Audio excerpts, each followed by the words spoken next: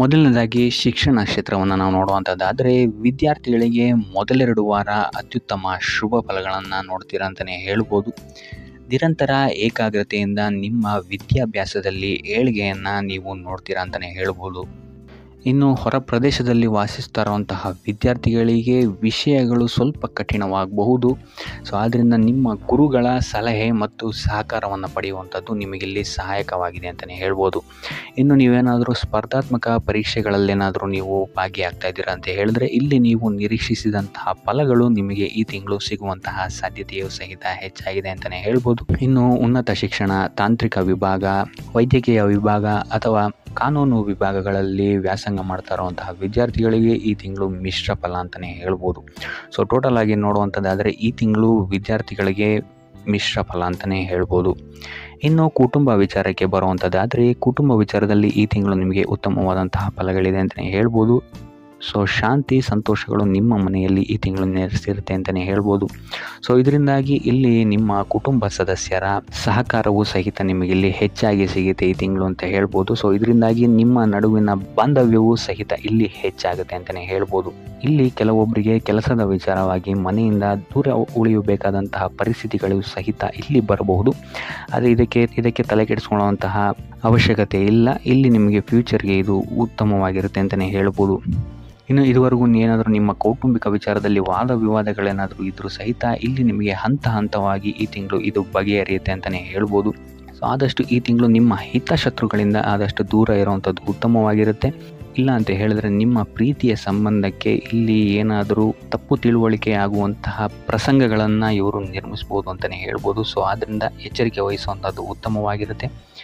ನಿಕಟ ಸಂಬಂಧಿಗಳಿಂದ ಈ ತಿಂಗಳು ನೀವು ಸ್ವಲ್ಪ ಚರ್ಚೆಗಳನ್ನು ಸಹಿತ ಮಾಡ್ತೀರಾ ಅಂತಲೇ ಹೇಳ್ಬೋದು. ಸೊ ಆದ್ದರಿಂದ ಈ ತಿಂಗಳು ನೀವು ನಿಮ್ಮ ಮನೋಧರ್ಮ ಮತ್ತು ನಿಮ್ಮ ಕೋಪವನ್ನು ಸ್ವಲ್ಪ ನಿಯಂತ್ರಿಸುವಂಥದ್ದು ಉತ್ತಮವಾಗಿರುತ್ತೆ. ಇದಲ್ಲದೆ ನಿಮ್ಮ ನೆರೆಹೊರೆಯವರ ಜೊತೆ ವಾದ ವಿವಾದಗಳಾಗುವಂತಹ ಸಾಧ್ಯತೆಯೂ ಸಹಿತ ಹೆಚ್ಚಾಗಿರೋದ್ರಿಂದಾಗಿ ಇಲ್ಲಿ ನೀವು ತಾಳ್ಮೆಯನ್ನು ಅನುಸರಿಸುವಂಥದ್ದು ಉತ್ತಮವಾಗಿರುತ್ತೆ ಅಂತಲೇ ಹೇಳ್ಬೋದು. ಇನ್ನು ಆರೋಗ್ಯ ವಿಚಾರಕ್ಕೆ ಬರುವಂಥದ್ದಾದರೆ ಆರೋಗ್ಯ ವಿಚಾರದಲ್ಲಿ ಈ ತಿಂಗಳು ನಿಮಗೆ ಸಾಮಾನ್ಯವಾಗಿದೆ ಅಂತಲೇ ಹೇಳ್ಬೋದು. ವಯೋವೃದ್ಧರಿಗೆ ಹಳೆಯ ನೋವುಗಳು ಇಲ್ಲಿ ಸ್ವಲ್ಪ ಕಾಡುತ್ತೆ ಅಂತಲೇ ಹೇಳ್ಬೋದು.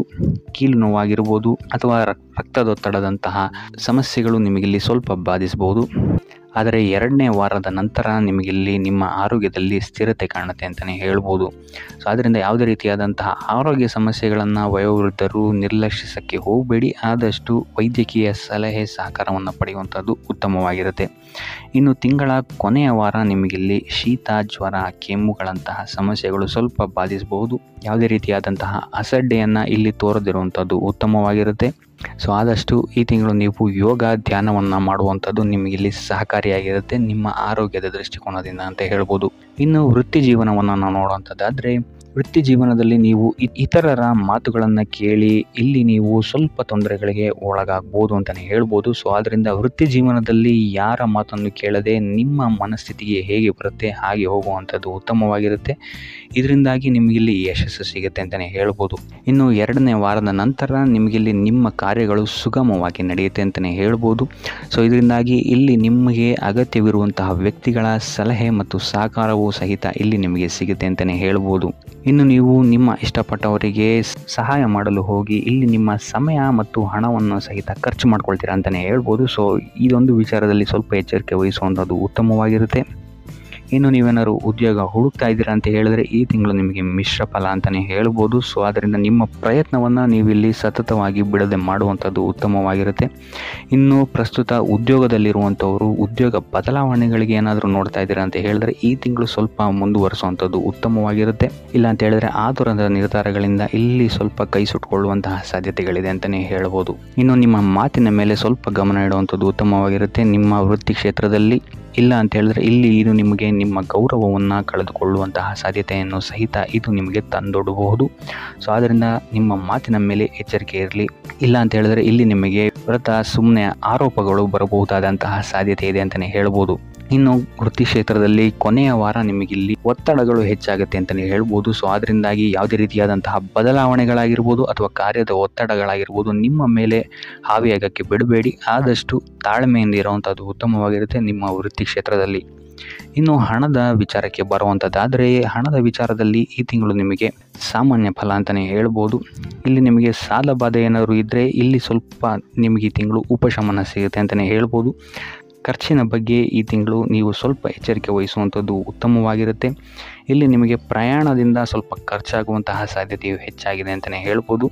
ಸೊ ಈ ತಿಂಗಳು ನೀವೇನಾದರೂ ಹೂಡಿಕೆ ಮಾಡಿದರೆ ಇಲ್ಲಿ ನಿಮಗೆ ತಕ್ಕ ಮಟ್ಟಿನ ಲಾಭವಿದೆ ಅಂತಲೇ ಹೇಳ್ಬೋದು. ಇನ್ನು ನೀವೇನಾದರೂ ರಿಯಲ್ ಎಸ್ಟೇಟ್ ಅಥವಾ ಶೇರ್ ಮಾರ್ಕೆಟಲ್ಲಿ ಏನಾದರೂ ಹಣವನ್ನು ಹೂಡಿಕೆ ಮಾಡ್ತಾ ಇದ್ದೀರಾ ಅಂತ ಹೇಳಿದ್ರೆ ತಜ್ಞರ ಸಲಹೆ ಸಹಕಾರ ಪಡೆಯುವಂಥದ್ದು ನಿಮಗಿಲ್ಲಿ ಉತ್ತಮವಾಗಿರುತ್ತೆ ಅಂತಲೇ ಹೇಳ್ಬೋದು.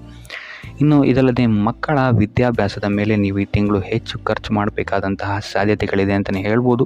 ಇನ್ನು ತಿಂಗಳ ಕೊನೆಯ ವಾರದಲ್ಲಿ ನಿಮ್ಮ ಎಲ್ಲ ಪ್ರಯತ್ನಗಳಿಗೂ ಯಶಸ್ಸು ಸಿಗುತ್ತೆ ಅಂತಲೇ ಹೇಳ್ಬೋದು. ಇನ್ನು ಐಷಾರಾಮಿ ಖರ್ಚುಗಳ ಬಗ್ಗೆನೂ ನೀವಿಲ್ಲಿ ಸ್ವಲ್ಪ ಗಮನವನ್ನು ವಹಿಸುವಂಥದ್ದು ಉತ್ತಮವಾಗಿರುತ್ತೆ ಅಂತಲೇ ಹೇಳ್ಬೋದು. ಇನ್ನು ಉಪಾಯ ವಿಚಾರಕ್ಕೆ ಬರುವಂಥದ್ದಾದರೆ ಶಿವನ ಆರಾಧನೆಯನ್ನು ಮಾಡುವಂಥದ್ದು ಅಥವಾ ಸೋಮವಾರದಂದು ಶಿವನಿಗೆ ಬಿಲ್ವ ಪತ್ರೆಯನ್ನು ನೀಡುವಂಥದ್ದು ಆರ್ಥಿಕ ಸ್ಥಿತಿಯಲ್ಲಾಗಿರ್ಬೋದು ಅಥವಾ ವೃತ್ತಿ ರಂಗದಲ್ಲಾಗಿರ್ಬೋದು ಸಮಸ್ಯೆಗಳಿಂದ ನಿಮಗಿಲ್ಲಿ ಪಾರಾಗಕ್ಕೆ ಸಹಾಯ ಆಗುತ್ತೆ ಅಂತಲೇ ಹೇಳ್ಬೋದು. ಸೊ ಇದಾಗಿತ್ತು ಈ ತಿಂಗಳ ನಿಮ್ಮ ರಾಶಿ ಭವಿಷ್ಯ.